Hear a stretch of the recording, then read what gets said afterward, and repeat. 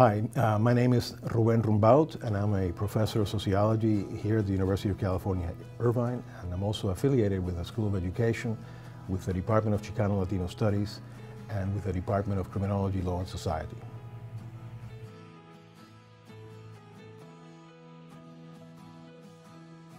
Well, looking back, I would say that it has been developing over the last several decades a coherent body of work to understand and explain large movements of people across national borders. In other words, the causes and consequences of different types of international migrations, of exiles and refugees, of laborers, professionals, entrepreneurs, both for sending and receiving countries, and for the immigrants themselves and their descendants. All are transformed in the process, and my work has been about the study of those transformations in their many aspects. To grasp this, this vast subject, you need a very large canvas, the world, and you need a deep sense of history. Such migrations also raise fundamental questions about memory and identity and justice. The more you pursue it, the more you appreciate just how complex the subject is, how vast the field is, and also how full of surprises, of ironies and paradoxes, of intellectual challenges and puzzles, as well as moral challenges. For those reasons, this study of international migrations is endlessly fascinating. There's never a dull moment in the study of immigration. This is a topic about which I've been not only an observer, but a participant observer for half a century already. I've lived what I study. My research focus has been on immigration to the United States, and especially to Southern California, which is the premier region of immigration in the world today, and as such, a strategic research site.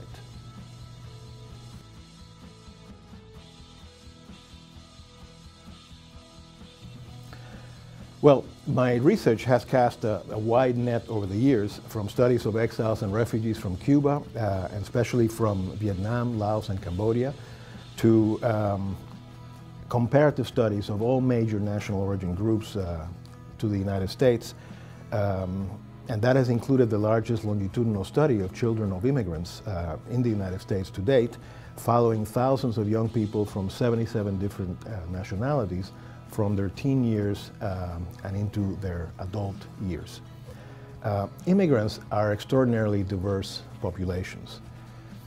The most highly educated people in the United States today are immigrants, but so are the least educated people in the United States. The highest poverty rates and the lowest poverty rates in the U.S. are found among the foreign-born. And they differ as well in their context of exit and their context of reception. There are huge differences, for example, between Cambodian survivors of the killing fields or Hmong slash and burn farmers from the mountains of northern Laos, Vietnamese boat people, Central American escapees of death squads during the civil wars of the 80s, undocumented workers from Mexico, Indian engineers in Silicon Valley, here in California, Filipino nurses, Korean entrepreneurs, Chinese professionals, or for that matter, undocumented Chinese workers who end up as de facto indentured laborers in Chinatowns. Some are assisted by the U.S. government, some are ignored by the government. Many, numbering now in the millions, are systematically persecuted by the state, detained and deported. In other words, excorporated and not only incorporated. Given such different backgrounds and contexts, it is no wonder that their adaptations in the United States are segmented. In other words, they're not reducible to simple linear stories. Now, more specifically, areas of my empirical research have included, for example, and I'll just number some of the topics that I've specifically carried out studies about: intergenerational and life course differences in adaptation, including in the 1.5 generation, a concept that I coined several decades ago, their socioeconomic mobility and inequality, educational and occupational achievements, bilingualism and language loss, the formation of ethnic identities and of pan-ethnicity, citizenship and transnational ties, exile and deportation. In fact, for many, increasingly deportation after many years in the United States has become a sort of exile in reverse. Racialization and discrimination, nativism and reactive ethnicity, mental health, depression and self-esteem, infant health and mortality, fertility, early childbearing, crime and incarceration, immigration policies and politics, and demographic shifts in the U.S. population and the coming of what increasingly has been called a majority-minority country within this generation.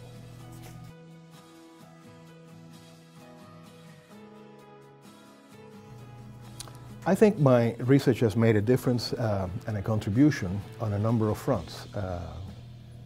For example, conceptually and theoretically, we have focused on developing a typology of immigrants, if you will, of immigrant types, and we have tried to focus on their differential contexts of reception and follow their differential trajectories of these different types of immigrants in their patterns of settlement in the United States, in their modes of incorporation in the U.S. economy, their political adaptations, their cultural adaptations, changes in language, in religion, their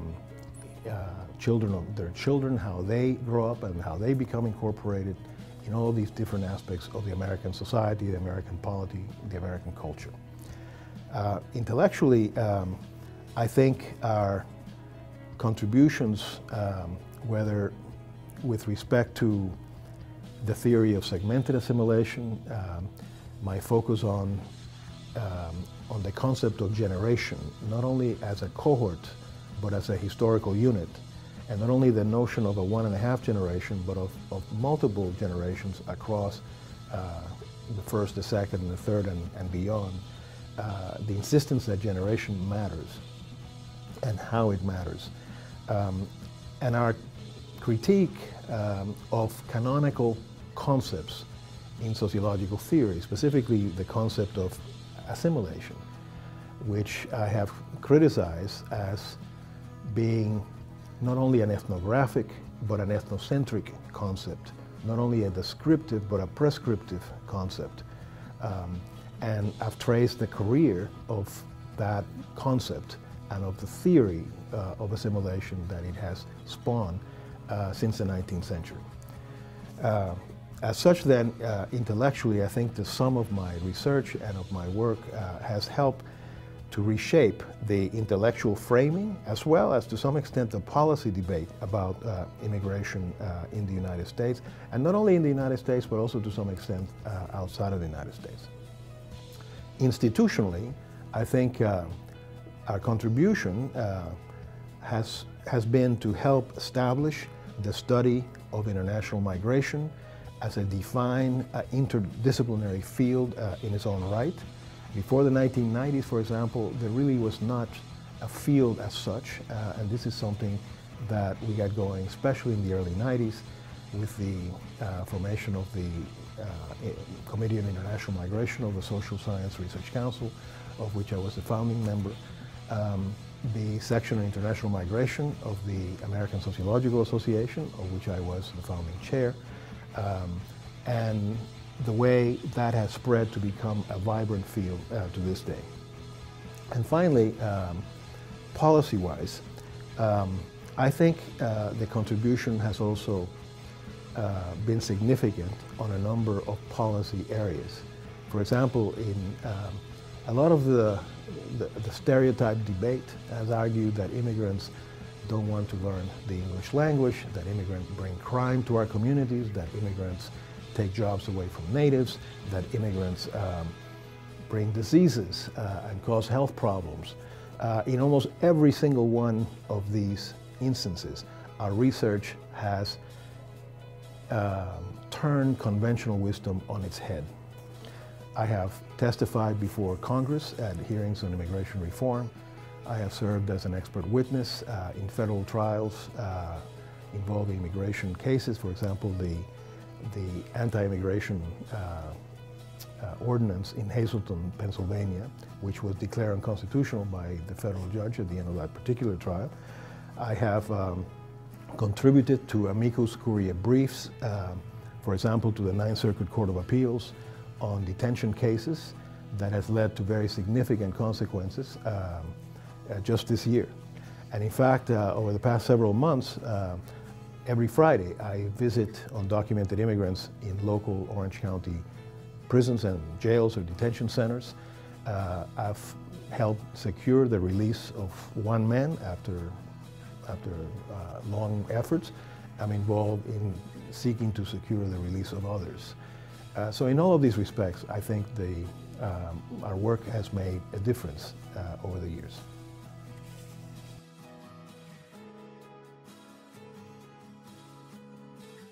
Well, I mentioned paradoxes, immigrant paradoxes, and there are many of them. They appear paradoxical from the point of view, from the frame of reference of conventional understandings, of conventional wisdom.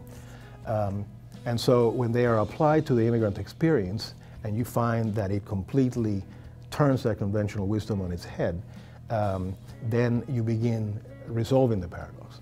But for example, there's what has been, since the 80s, it has been called an epidemiological paradox. The idea that undocumented immigrant women from Mexico with little education, no English, no access to prenatal care, or for that matter, the poorest of the poor, Hmong refugees who had arrived as pre-literate folks after spending many years in refugee camps in Thailand overseas.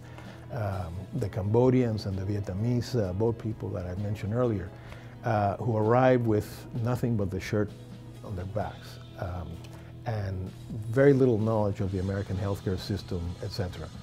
Our studies have found that women who give birth in San Diego, for example, from these various different groups with all of these kinds of obstacles, economic and cultural and so on obstacles, give birth to much healthier babies than, for example, white middle-class women in San Diego County. That is paradoxical. The idea was that the higher the social class, the better the health. But if anything, what we have been finding is that Americanization is hazardous to your health. So we end up turning that on its head, and in fact, the process of so-called Americanization can be hazardous to other things, to your diet, to your marriage, to your GPA. The work ethic of immigrants that immigrants are famous for ends up dissipating over time and generation. And so that's one example. Another example is the idea that immigrants, especially young immigrants from ethnic and racial minorities with less than a high school education, must be involved or a factor in crime increases and in the incarceration rates in the United States. After all, the rates of incarceration in the United States are at world historical highs. The U.S. has by far the highest incarceration rate of any country in the world and in world history. So the assumption has been that, well, maybe immigrants have something to do with that. But our research has found, to the contrary, that the foreign-born, especially young men, have rates of incarceration that are 5 times less than the rate of incarceration of similar age native-born men. Not only that, we have found that as undocumented immigration, for example, rose to historic highs since the early 90s and into the last decade, crime rates dropped to historic lows in the United States. And in fact, in those cities that have a greater proportion and number of immigrants, crime rates have been reduced even further. And that includes cities like New York and Los Angeles and San Diego and all the border cities across the U.S.-Mexican border from El Paso to the Valley. One final thing that I would like to say, and there's so much, I mean, as I said, the study of immigration is endlessly fascinating, and there are limitless numbers of stories that we can tell. Stories that have Velcro, stories that stick with you. But something that sticks with me is that not only do I study the transformations of others, but I find that I am myself transformed in the process of studying them. I find it humbling and inspiring at once to observe the grace and the gumption of ordinary immigrants to this society who often arrived with little, but who managed to achieve extraordinary things. You see it everywhere.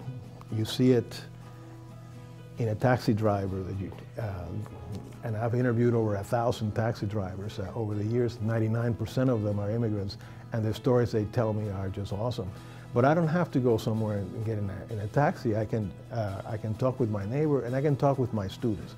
Right here at the University of California, children of immigrants predominate among our 28,000 students, and every single one of them have magnificent stories with Velcro. It is always a pleasure to be able to teach about this subject with this audience.